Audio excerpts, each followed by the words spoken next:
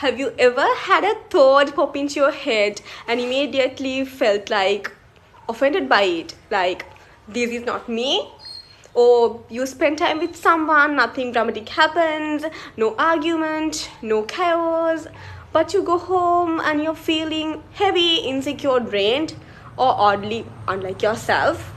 That moment right there is not weakness. It is awareness knocking on the door. Most people miss it, but you did not. And today we are going to talk about what is really happening in those moments, why this mess with you, your sense of self, and how to stop carrying your mental and emotional weight that was never yours to begin with. So here's the truth that no one has taught you. Not every single thought you have is a decision. Not every emotion you feel like started inside you. The human mind is not a sealed container. It is more like a radio receiver.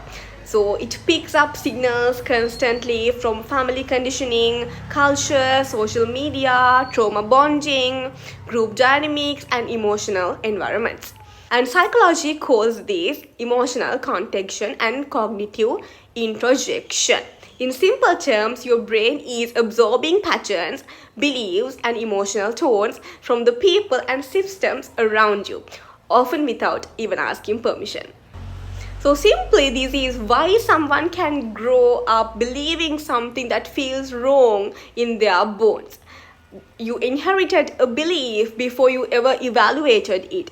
You downloaded an option before you chose it. And later in life, your intuition starts whispering, this is not fit me, this is not gonna fit me. That discomfort is not confusion, it is simply discriminant being born.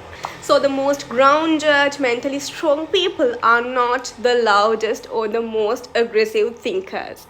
They are the ones who pause and ask, is this actually mine? Do I believe in this? Or did I borrow it without noticing? Identity clarity simply begins right here. So the moment you stop assuming every thought is a fact and start treating your mind like a workspace instead of a courtroom. So now let's talk about why vulnerable states makes this worse. So when you are exhausted, driving, anxious, or burned out, your nervous system is dysregulated. In the state, your brain's filtering systems get sloppy. So you become more suggestible, more reactive, more likely to internalize outside noises. So this is not spiritual weakness. This is neuroscience. So when your stress hormones are high and your sense of safety is low, your mind looks for patterns, even destructive ones. So because certainty feels safer than ambiguity. This is simply why people in emotional pain often report intrusive thoughts that feel aligned. So thoughts that clash with their values. So thoughts that shock them. And those thoughts are not confession. They are signals that your nervous system is overloaded. And the mistakes that people is identifying with them instead of observing them. So you do not need to wrestle those thoughts. So you need to recognize them as mental static, not identify. So the same thing happens with emotions after social interactions. So you walk into a room feeling fine, you walk out feeling smaller. Nothing happened, yet something absolutely did. Humans unconsciously mirror emotional states. So if someone carries unresolved insecurity, resentment, or despair, your nervous system can sink into it temporarily. So empathetic people are especially vulnerable to this. So they confuse resonance with responsibility. Feeling something does not mean it belongs to you. So this is where self-tracking becomes power. Before you enter an environment, notice your baseline. After you leave, notice the shift. So If your inner weather changed without a clear internal reason, that you know that emotion likely originated outside you. So you do not need to analyze the other person. So you simply need to mentally return the feeling, not with anger, not with judgment, just with clarity. This is not mine.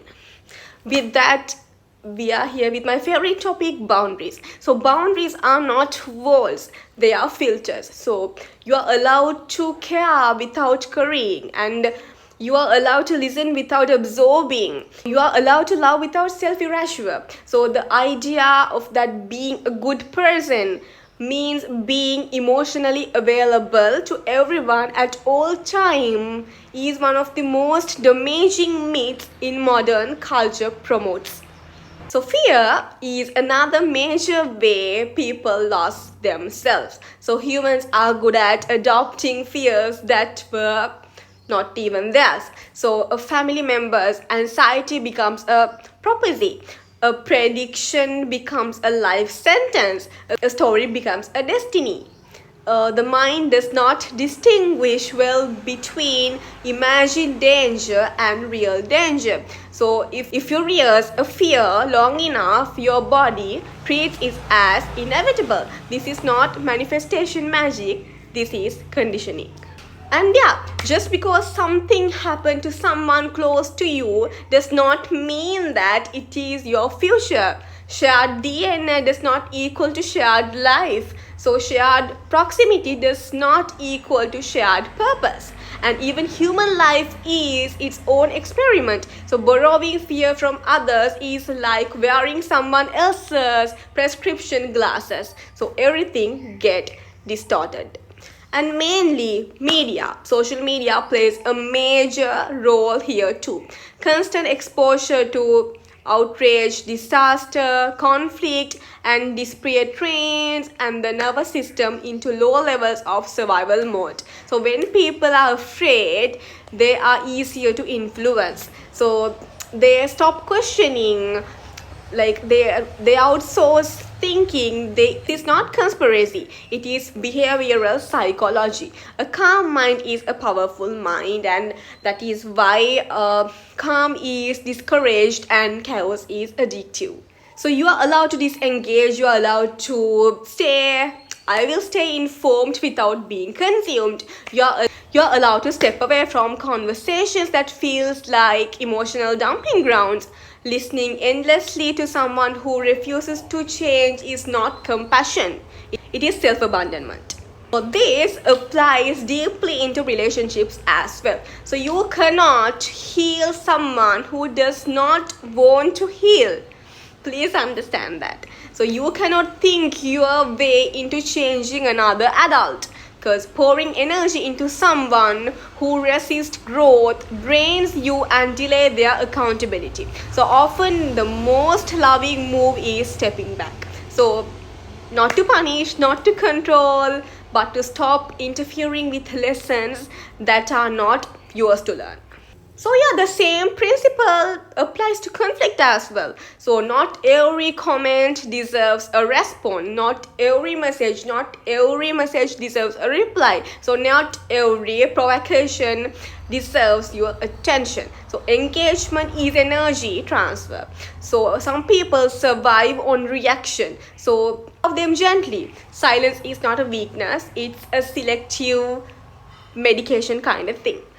And then physical space matters too. So your environment affects your physique more than motivation ever will. So your home, your bed, your private spaces are not neutral. They shape your nervous system always. So who you allow to those spaces matters. Intimacy matters, emotional or physical, creates a deep psychological imprint and deep psychological connection. So casual does not mean consequence free. The body remembers what the mind tries to minimize. And finally, grounding. So the fastest way to back to yourself is through the body. Water, nature, stillness, sensory awareness. When your thoughts feel chaotic, bring attention to physical reality. So the nervous system stabilizes when it feels the present moment. So this is not poetic fluff, this is biology.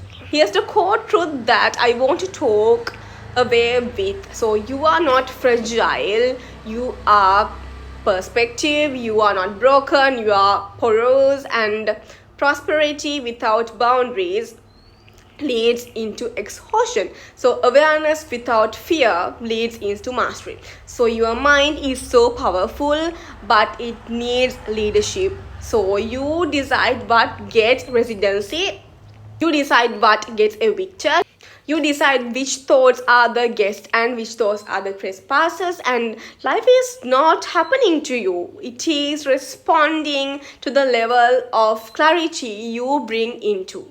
And as I always say, protecting your inner world is not selfish. Protecting your energy is not selfish. It is mandatory and it is strategic. And once you master that, everything changes. I hope you guys learned something very valuable from this video, how to protect your energy. So thanks for watching this video, guys. Bye.